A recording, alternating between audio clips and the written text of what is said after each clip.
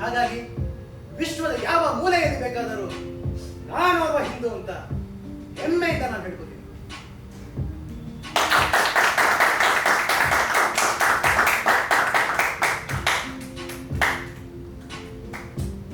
ಹೌದು, ಅದೇ ಯೋಗಿ.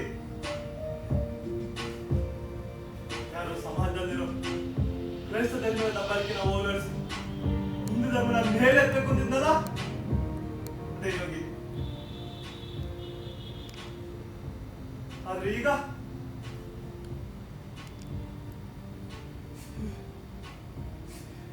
ಸಮಾಜದ ಎಲ್ಲರೂ ಕಂಡರು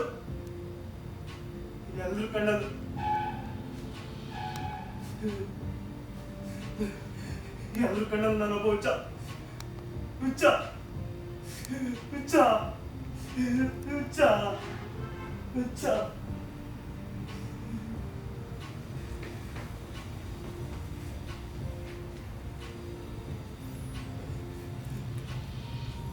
ಕ್ರೈಸ್ತ